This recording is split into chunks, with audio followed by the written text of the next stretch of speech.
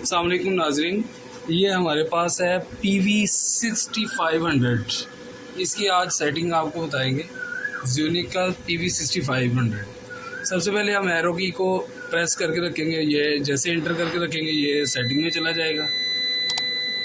ये सेटिंग में चला गया। सबसे पहले हम देखेंगे पहली वाली सेटिंग के अंदर जो है हम SUB रखेंगे, यानी सोलर फर्स्ट, बाद में यूटिलिटी यूज़ होगी, उसके बाद बैटरी यूज़ होगी।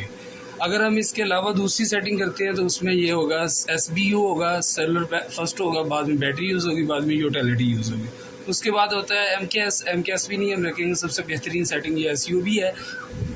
दूसरी सेटिंग जो है हम इसको कितना करंट से चार्ज करवाना चाह रहे हैं। हम इसको, चूँकि हमारे पास ट्यूबुलर बैटरीज़ हैं, आप देख सकते हैं हमारी 2 ट्यूबुलर बैटरीज़ हैं।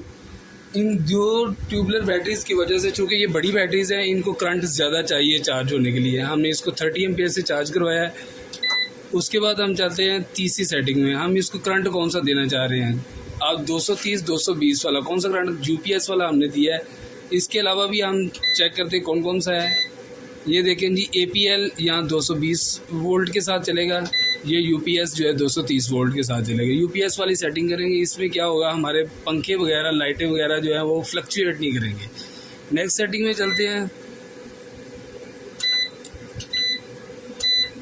5 वाली। इसमें हम देखते हैं हमारी बैटरी कौन सी है। हमने फ्लडेड बैटरी रखी है, यानी पानी वाली बैटरी है हमारी। आप देख सकते हैं तेज़ाब वाली बैटरी है। इस वजह से हमने फ्लडेड यहाँ बैटरी की सेटिंग की है। नेक्स्ट के साथ जाते हैं सिस पे। हमने यहाँ चेक किया, हमारे पास है यहाँ ऑटो रिटर्न वाला, यानी कि हमने इसको ऑटो रिटर्न डिसेबल कर दिया है। अगर इनेबल करना होगा तो इसके अंदर फ्लक्चुएशन आएगी, इस वजह से हमने इसको डिसेबल कर दिया है। नेक्स्ट में चलेंगे हम 7 नंबर वाली सेटिंग में। इसमें ऑटो रीस्टार्ट है। अगर करंट ओवर हो जाएगा तो ये रीस्टार्ट होना शुरू हो जाएगा, यानी कि ये बार बार फ्लक्चुएट करेगा, बंद होगा, चलेगा, बंद होगा। इसको भी हमने EHD कर दिया, यानी इसको भी हमने डिसेबल कर दिया। उसके बाद हमने चेक किया हमारे जो करंट होता है यहाँ तो 50 हर्ट्ज़ में होता है या 60 हर्ट्ज़ में होता है। हमने इसकी सेटिंग जो है 9 नंबर वाली सेटिंग में 50 हर्ट्ज़ पे रखनी है। 60 हर्ट्ज़ पे तब हम सेटिंग रखते हैं जब हमारे इंस्ट्रूमेंट्स हैवी लोड लेने वाले हो। हमारे चूँकि छोटे लोड है, इतना बड़ा लोड नहीं है, मशीनें नहीं चल रही, इस वजह से हमने 50 हर्ट्ज़ पे रखा है। इसके साथ हम 11वीं सेटिंग में आ गए। हमने ये यहाँ 11 नंबर सेटिंग में चेक करना है कि हमारी जो यूटिलिटी है मैक्सिमम चार्जिंग। पहले हमने चेक किया था कि टोटल चार्जिंग, यानी कि सोलर से या किसी दूसरे भी, यानी कि वापडा से कितनी चार्जिंग से ये चार्ज करेगा। तो यहाँ जो है वापडा से सेटिंग बता रहा है कि यह 30 एम्पीयर से करना है, कितनी एम्पीयर से करना है। यहाँ हमने 30 एम्पीयर से रखा है।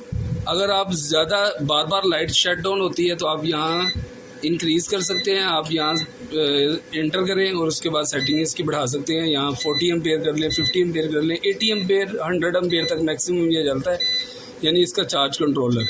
अगर आपकी बार बार लाइट जा रही है तो फिर आप बहुत ज़्यादा करंट भी दे सकते हैं, लेकिन बहुत ज़्यादा करंट देने से आपकी बैटरी बहुत जल्दी ख़राब हो जाती है। इसलिए आप 30 एम्पीयर से रखें। जहाँ 1 घंटा लाइट शट डाउन होती है वहाँ आप 30 एम्पीयर, 40 एम्पीयर मैक्सिमम रख लें। उसके बाद हम जाएंगे, इसको हम 30 एम्पीयर पे रख देते हैं। ये सेटिंग हमने कर दी। नेक्स्ट हम चलते हैं 12 नंबर सेटिंग में। हमने यहाँ देखना है कि हमारी जो बैटरी है, SBU अगर सेटिंग आप करते हैं बैटरी वाली सेटिंग, तो किस करंट पर आगे ये ऑटो रिटर्न वापस चली जाए। तो हमने ये चेक किया तो यहाँ हमने 25.5 वोल्ट, यानी कि जब ये बैटरियाँ फुल हो जाएंगी तब ये करंट छोड़ेगा, वरना अदरवाइज करंट नहीं छोड़ेगा। नेक्स्ट वाली ये 13 नंबर सेटिंग में हमने चेक किया तो यहाँ ये कितनी ये बैटरियाँ चार्ज करे, तो हमने इसकी फुल जो है 27 वोल्ट पे रख दिया है। नेक्स्ट हमने CSO सेटिंग पे रखा है। यहाँ हमारी सेटिंग जो है ये बताएगा कि किससे चार्ज करना है। आया कि हमने इसको सोलर से चार्ज करवाना है। अगर हमने सिर्फ सोलर से चार्ज करवाना है तो हम इसको OSO सेटिंग पे रखेंगे, यानी ओनली सोलर। अगर हम यहाँ CSO पे कर देंगे, दिन को ये सोलर से चार्ज करेगा और रात को ये वापडा से चार्ज करेगा, यानी कि आपको दिन को वापडा यूज़ बिल्कुल नहीं करेगा। अगर हम यहाँ S&U कर देंगे, सुबह के टाइम ये सोलर से भी और यूटिलिटी से, दोनों से मिक्स करके करंट को चार्ज करवाएगा। इसलिए हमने बेहतरीन यहाँ CSO सेटिंग है, हम यहाँ CSO सेटिंग रखेंगे। नेक्स्ट पे हम जाएंगे, हमारे ये 18 नंबर बीप ऑन रखनी है। हम चूँकि ये टू टू करता रहेगा, हमें पता है वापडा आ गई है, वापडा शट डाउन हो गई है, क्या मसला बन रहा है, तो ये टू टू की इसकी जो है ना बीप ऑन रखने का है, ये हमने बीप ऑन रखी है। अगर आप चाहें तो बीप बंद कर सकते हैं, यहाँ से बीप ऑफ कर दें, बीप ऑफ हो जाएगी। नेक्स्ट हमने यहाँ बीप ऑन ही रखी है, तो बेहतरीन हमारे लिए यही है। उसके बाद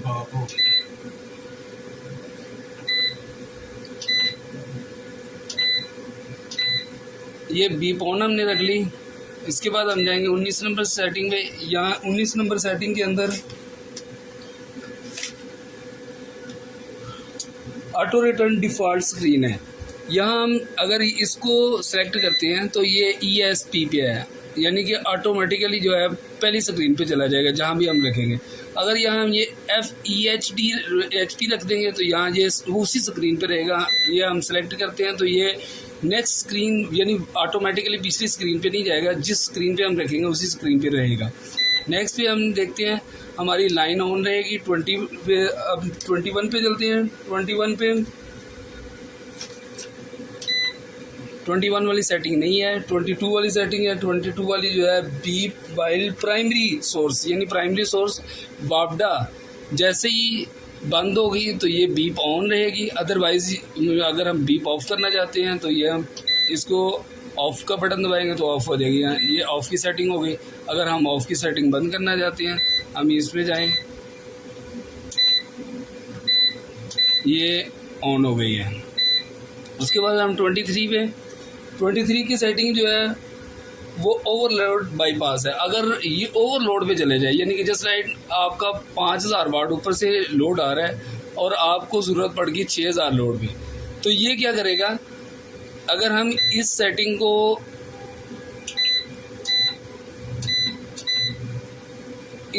अगर हम ऑन कर देते हैं तो ये बाईपास कर जाएगा, यानी कि वापडा पर डायरेक्टली चला जाएगा, यानी सोलर को बिल्कुल छोड़ जाएगा। हमने इसको डिसेबल कर दिया।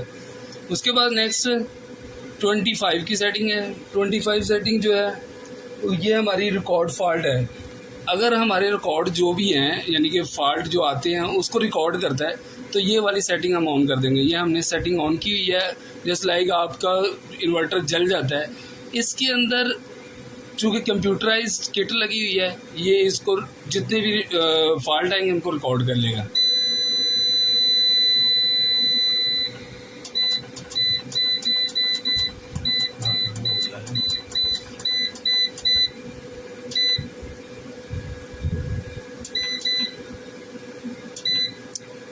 उसके बाद हमारी 26 वाली सेटिंग ये बल्क चार्जिंग वाली है। हमने अपनी बैटरियों को इक्वलाइज करवाना है बल्क चार्जिंग के साथ, तो ये हमारी सेटिंग है। ये इसको हम नॉर्मल रहने देंगे, ये जो कंपनी ने रखी है वही रहने देंगे। उसके बाद हमारी 27 वाली फ्लोटिंग चार्जिंग, इसको भी वैसे ही रहने दें। उसके बाद लो DC कट वोल्टेज, इसके बाद जाएंगे हम 29 वाली सेटिंग में।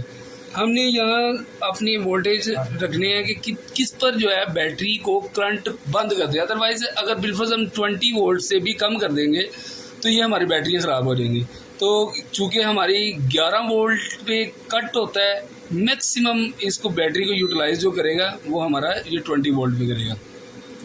30 नंबर सेटिंग के बाद हमारे आ जाते 31 सेटिंग। चूँकि 31 जो है इसमें इक्वलाइजेशन की है, हम उसको भी वैसे ही रहने देंगे। बैटरी इक्वलाइजेशन वोल्टेज की है, ये इसको भी वैसे ही रहने देंगे। चूँकि ये इक्वलाइजेशन है, ये ऑटोमेटिकली इसको इक्वलाइज करता है। बैटरियों को जब ये इसके अंदर रस्ट वगैरह लगना शुरू हो जाता है, ये खुद ही इक्वलाइज कर लेता है। उसके बाद हम जो सेटिंग नंबर पर जाएंगे 37 पे, जिसकी हमें ज़रूरत है। 37 वाली सेटिंग जो है उस पर देखते हैं। उसमें ये क्या है, ग्रिड टाई ऑपरेशन है। ये बहुत ज़रूरी है, यानी कि हमने ग्रिड के साथ टाई करना है। अगर आपका ये इन्वर्टर वापडा के साथ टाई हुआ है, मसलन आप उसको करंट दे भी ले रहे हैं, वापडा से ले भी रहे हैं, यानी ग्रीन मीटर आपने किया हुआ है, तो तब ये जो है हम इसको OF वाली सेटिंग में ले जाएंगे। जी नाज़रीन, ये 37 वाली सेटिंग के अंदर हम जो है, चूँकि हमारा ये ग्रिड टाइट नहीं है, यानी वापडा के साथ हमने इसको ग्रीन मीटर नहीं लगाया होगा, हम यहाँ जो है HYD वाली ही सेटिंग रखेंगे। देख सकते हैं आप इसके अंदर कौन सी सेटिंग कर सकते हैं, ऑफ़ वाली कर सकते हैं, यानी कि आपका ग्रिड के साथ टाई है तो तब ऑफ़ वाली करेंगे। अदरवाइज़ आप इसको जो है क्या करेंगे,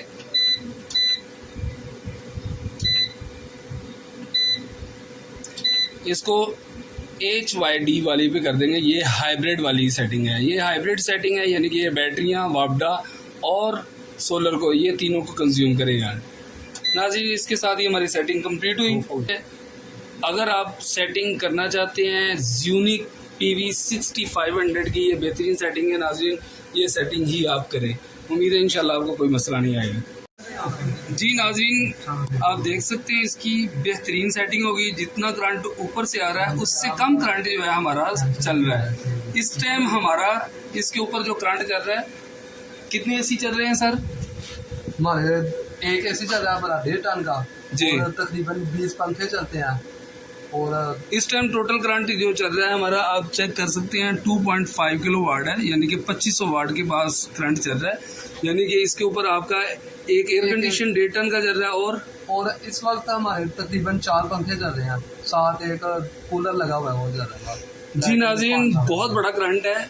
इन्वर्टर इनका 4.5 किलोवाट का है, तो बेहतरीन इनका करंट चल रहा है। आपको बेहतरीन एक फार्मूला बता रहा हूँ नाज़रीन, आपने वापडा नहीं बंद करनी है। वापडा इन्होंने बंद की हुई थी, इसका बहुत बड़ा नुकसान मैं आपको बताऊं, ये सबसे बड़ा नुकसान ये है कि आपकी जो बैटरी है ना, वो बिल्कुल ख़त्म हो जाएंगी 6 से 7 महीने के दौरान। रीज़न क्या है, जब आपका ऊपर से करंट कम हो जाएगा, ये इन्वर्टर क्या करेगा, आपकी बैटरियों को कंज्यूम करना शुरू कर देगा। जब आपकी बैटरी कंज्यूम करना शुरू कर देगा तो यूँ समझिए कि आपकी बैटरियाँ बड़ी जल्दी से उनके साइकिल कम होना शुरू हो जाएंगे। क्योंकि अगर इसके साइकिल टोटल 600 साइकिल है, तो अगर एक दिन में इसने 2 साइकिल यूज़ कर ले, आप समझ लें ये तकरीबन 6 महीने 7 महीने के अंदर बैटरियाँ मुकम्मल तौर पर एग्जॉस्ट हो जाएंगी। इन्होंने जो बैटरियाँ लगाई हुई हैं, AGS की बैटरियाँ लगाई हुई हैं, 12 वोल्ट बैटरी है, और ये टोटल इसकी एम्पीयर है 20 HR और 90 AH की है। यानी कि ये 20 घंटे तक ये बैकअप देती है इनके कहने के मुताबिक AGS। हालांकि AGS को मैं बिल्कुल प्रेफर नहीं करता, ये एक अच्छा ब्रांड होने के साथ साथ ये गंदा ब्रांड भी है। नाज़रीन, इसके बारे में मज़ीद हम किसी और वीडियो में बताएंगे क्यों ये AGS एक अच्छा ब्रांड नहीं है। नेक्स्ट वीडियो में हम बताएंगे। थैंक यू सो मच हमारी वीडियो वॉच करने का। उम्मीद है आपको हमारी इस वीडियो में से काफ़ी नॉलेज मिला होगा। अगर आपको हमारी वीडियो अच्छी लगी है तो आप हमारी वीडियो को अपने दोस्तों के साथ शेयर करें, लाइक करें, और अगर आपको अच्छी नहीं लगी कमेंट करके हमें ज़रूर बताएं।